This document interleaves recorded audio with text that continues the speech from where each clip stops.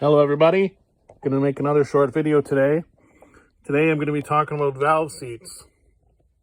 One of the most confusing parts about engine building is a lot of information and a lot of experts, quote unquote, out there about valve seats. I'm not one of them, not an expert, but I think I've gained enough backyard garage knowledge to do some refreshing on these valve seats and kind of show you what I've learned. Sorry about my creaking bench. But anyway, so I've got a Chevy small block 601 head. It had a valve job a while ago, but it clearly needs, the seats are got a bit of rust in them, and I thought I would give them a nice treatment. I've got the head disassembled into these snack Ziploc bags, numbered. Buy Ziploc bags, everybody, for the garage. You'll never go back. Valve stem tool, or valve seat tool, sorry. Couple odds and ends of stuff here.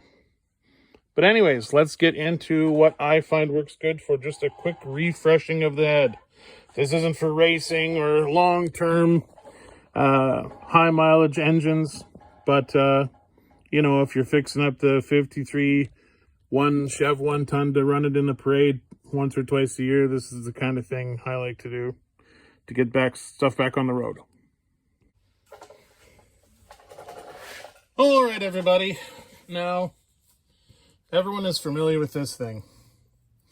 The old suction cup, start a campfire valve lapping tool. A lot of people do the old drill on the valve stem and spin it to get the lapping compound to dig in. That does work, but it does make tiny little ridges like a record player. Because when that grit gets stuck in there and goes around and around and around, it rolls around and cuts little ridges in there. I don't care what anyone says, those little ridges go in there. I mean, look under a magnifying glass if you have one, but that isn't the best way to do it. This takes forever. The trick about the drill is it's quick, but what's the point if it's quick if it's not doing that good a job? Now,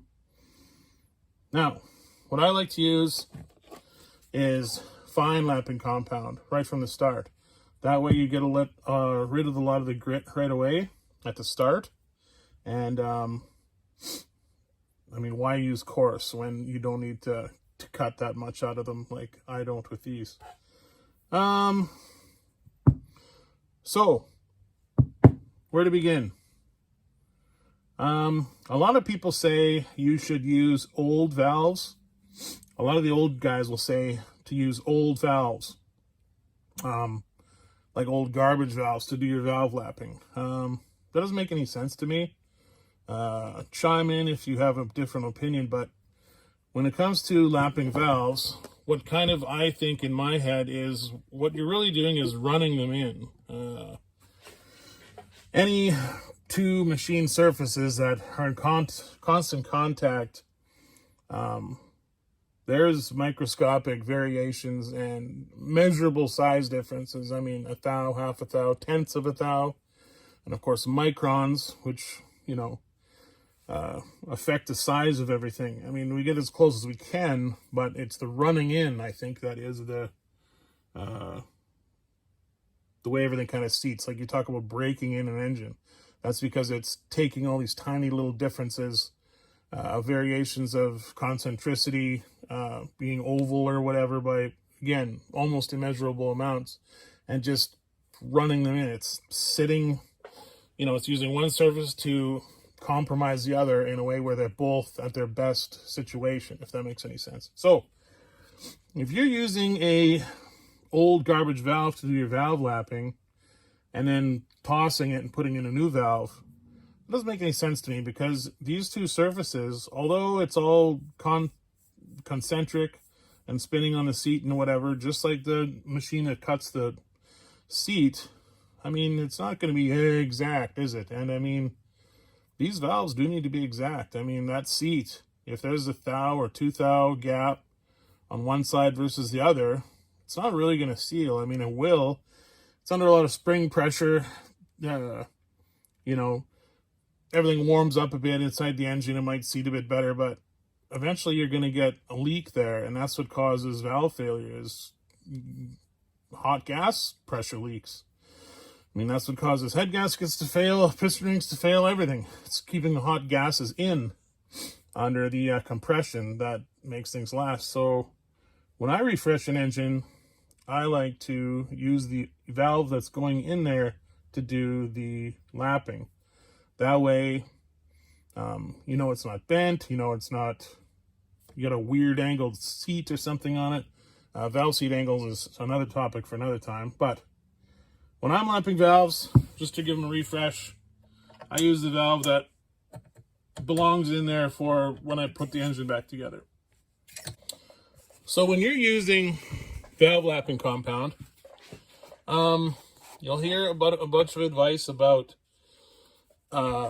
as you lap the valves, you'll hear less and less sanding. Now, this stuff does have a bit of grit in it. I actually don't know exactly what that grit is, but you'll hear all the old guys give you the advice, and it's good advice, that as you start the lapping compound on the seat, it'll be more crunchy, and then some of that that grit will, you know, eventually wear out, and you'll hear it kind of change to, you know, maybe a good analogy would be a more aggressive sandpaper. You'll hear it change to a lesser grit sandpaper. So what I do is I get that right out of the equation from the start. I put a little lapping compound on a piece of steel and take a, you can hear that. I just crush down that grit, and already I can start hearing that it's smoother. A lot of the big chunks are moving to the outside.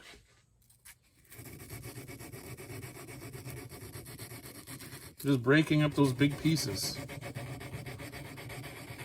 by kind of crushing them. I suppose a mortar and pestle would be good to do this. I don't know.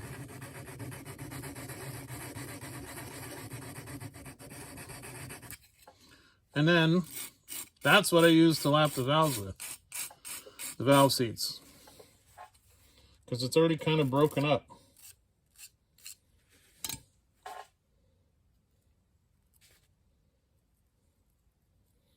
A little goes a long way with this stuff, so that's my trick. And I just put a little lube on the valve stem itself.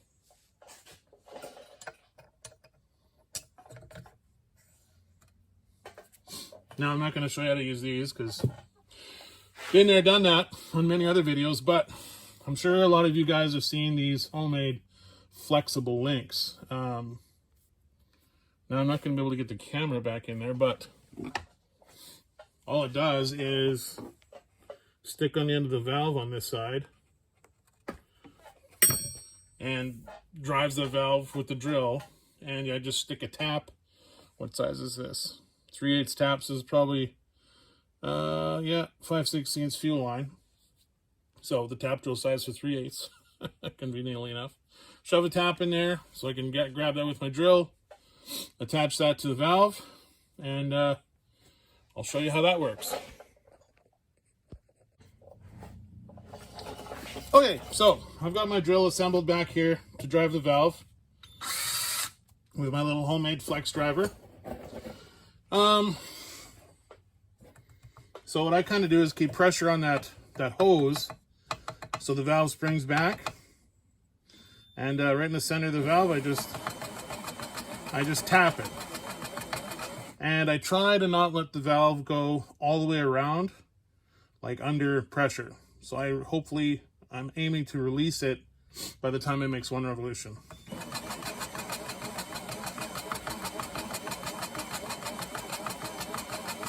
You can hear there's a lot of grit left. I don't know if you can hear that on film, I guess, before I mention it, but I can hear it sanding the valve seat. So that sound's telling me there's lots of compound in there, and it's doing a fair bit of cutting.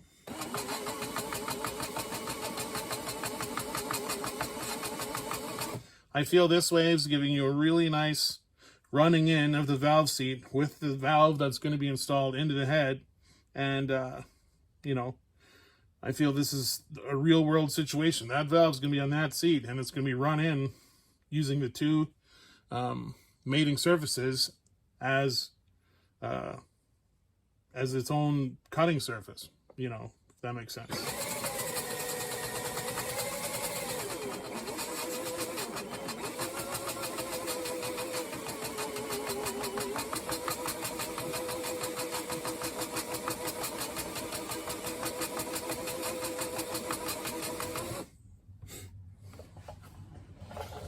I'll come back to when that's a bit further along.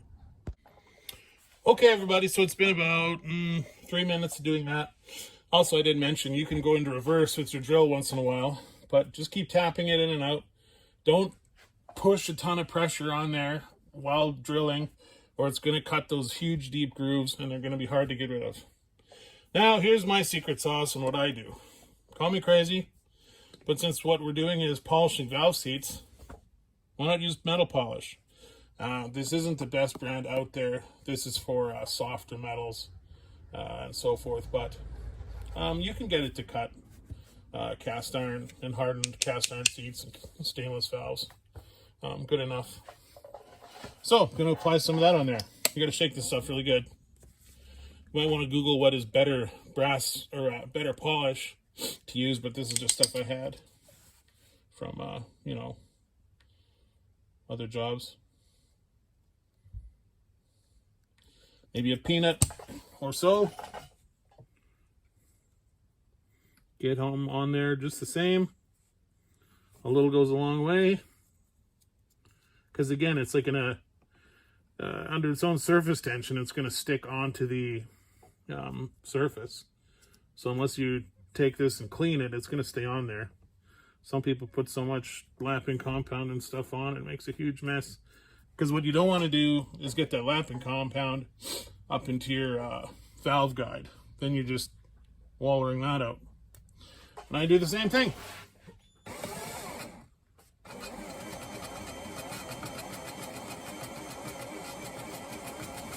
And you can hear, I can hear at least the difference. That grit sound is gone. And this polish is doing the job now. So that's going to take out any of those semi-deep ridges. I tried to avoid putting those deep ridges in by breaking down the lapping compound there and not letting the valve rotate one complete time. There's kind of a trick to get it. Sometimes you can get it to like oscillate. If you get this hose twisted the right way, you can kind of get it to almost like just bounce off your finger, and it'll work. Starting to feel even smoother. All right, come back to you in a minute. All right, so it's been a couple minutes. I don't know if this camera is going to be able to focus on this, but you can see that nice piece of land there. About a 16-inch wide of polish.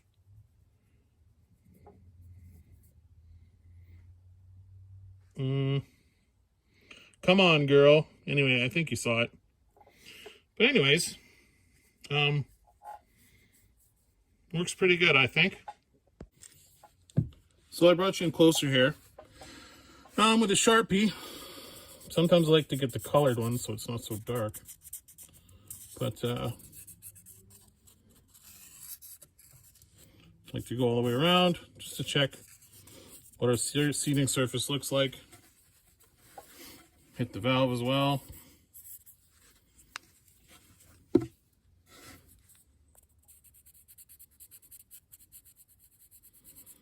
I like to be real generous with this. So you can see. All right, let's have a look. Proof is in the pudding.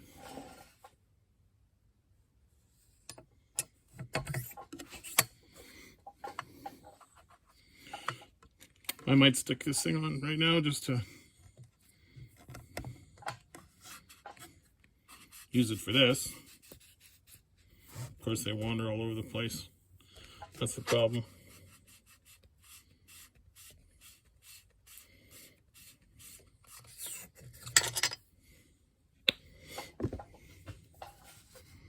Look at there. Nice wide land. That's perfect. About a 1/16 to or so. Awesome. Let's just see. That's a 1/16 there.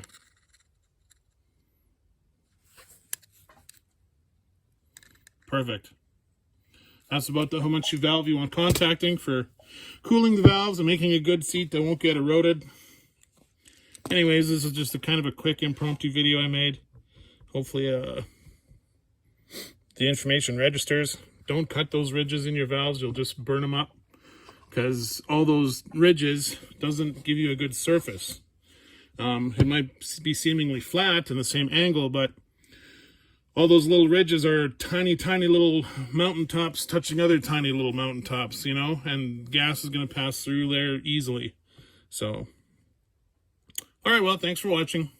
Bye.